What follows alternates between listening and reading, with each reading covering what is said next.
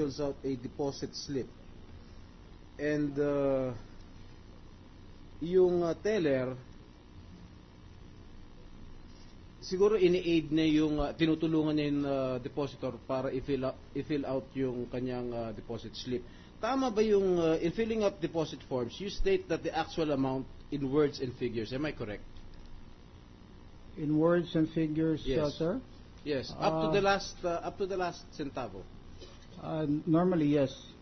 All right. Because here there is an entry here like 700K.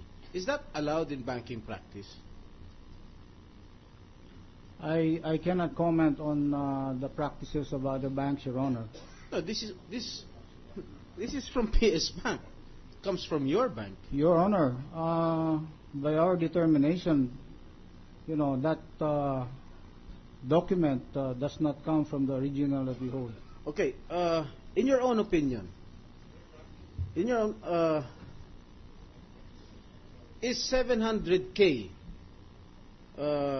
Is it allowed in banking practice? The word K.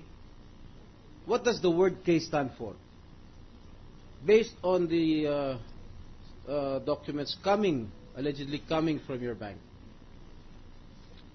I will not comment on the so-called documents because I have not determined that they have really come from, and I do believe that they do not come from the bank. But as to the matter of 700... Can you say your last line again?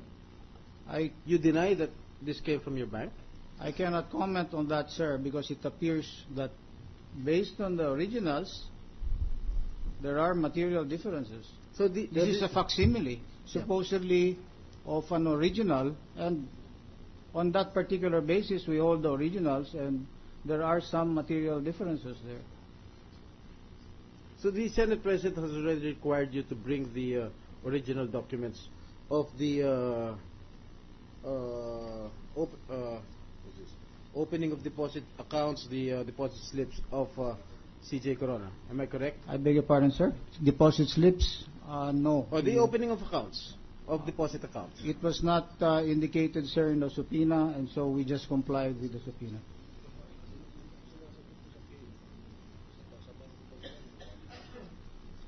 Okay, going back to my previous question, and I think you haven't answered my question yet. Is it a normal banking practice?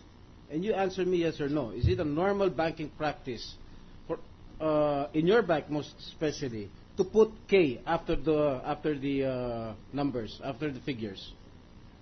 Yes or no?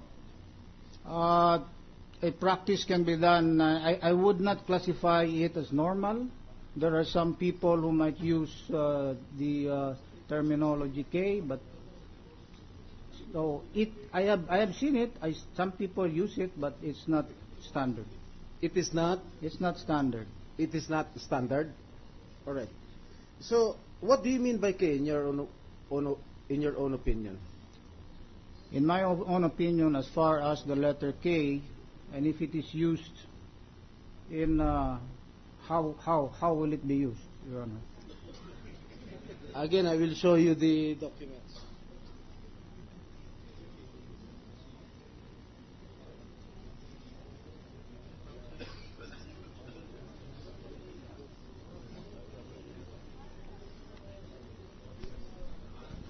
Mr. President, Senator Estrada showing the witness a document.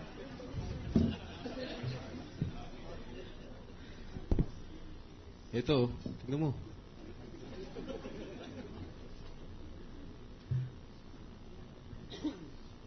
$700K.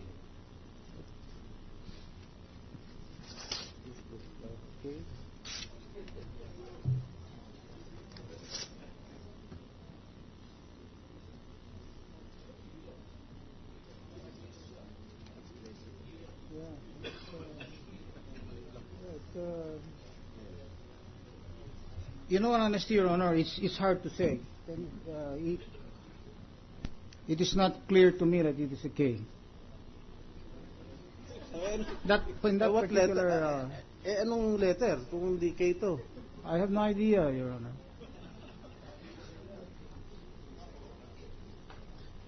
Baka So it's not clear to you if this is a letter K. Maliwanag na maliwanag K.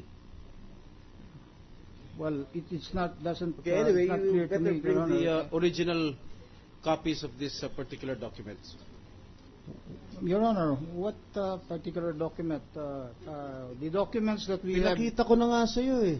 I'm sorry, Your Honor. Hindi. The Senate President already instructed you to bring the original documents. Am I right? The original This is not the document... The lady senator from Taguig is recognized.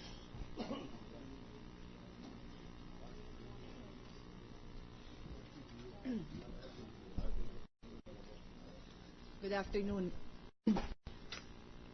Mr. Witness, can you confirm that a solemn duty to uphold the interests of your clients? I do confirm, Your Honor.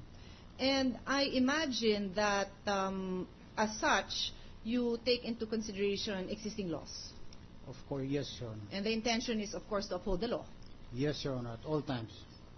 Now, you are aware of RA 6426, the law on the foreign currency deposit that has the general rule which requires that we respect the secrecy of foreign currency deposits. I am aware of that, Your Honor. And you're also aware of the written exception under the law, I am aware, so, Your which Honor. is, Only by the consent and authorization of the depositor. now, have you read the resolution of this impeachment court on the request for the issuances of subpoenas on the bank records? Yes, Your Honor. You've read it yourself, Your in toto? The resolution, Yes. Your Honor, I have read. Okay, Sure. so you are very much aware, and I will quote the paragraph in the second paragraph on page 5 that states, the court would like to emphasize that the non-disclosure of information relating to the bank accounts of individuals is still the general rule, and it has no intention of going against the public policy on this matter. However, the court is only issuing the subpoena relating to the bank accounts of Chief Justice Corona because of the pendency of the present impeachment proceedings and for no other reason. Yes, Your Honor. You are familiar with I that? am familiar with that. Okay. Now, I would like to put on record, Mr. Witness, that I personally, and I am quite certain the rest of my colleagues in the impeachment court, are one in upholding, because the majority did sign this resolution, are one in upholding this law. And it is very clear, as written in the resolution, that this exception is being made because of the pendency of the present impeachment proceedings. So we want to give you that assurance that as your solemn duty to protect the interests of your client, this is not being made as a now en blanc exception that will open the floodgates to all kinds of exceptions to the rules. I want to be sure that that is understood by this witness. Yes, I understand that, Your Honor. Now, going back to the exception provided by Republic Act 6426, you also mentioned earlier that you are familiar with the case of Salvacion versus Central Bank of the Philippines. Yes, Your Honor. And you have also read the case yourself, the entire case? No, Your Honor. I just read the synopsis of the case. May I request that you read the entire case, because you understand that this case provided another exception. In that particular case, Your Honor, yes, Your Honor, and this exception was provided by the Supreme Court. And I was listening to your testimony earlier. You stated that you stated it quite accurately that the exception was made because it involved a foreign national, and his accounts were the Supreme Court ruled that his foreign account could be opened in the interest of justice. In a nutshell, that was your understanding of the case. In a nutshell, yes, Your Honor. Yes. The reason why I would like to request that this witness, I'm not commanding you, I'm simply requesting that you read the entire case, because the explanation of what the interest of justice is being served is in this case, and you cannot read it by a mere synopsis. May I'll I... take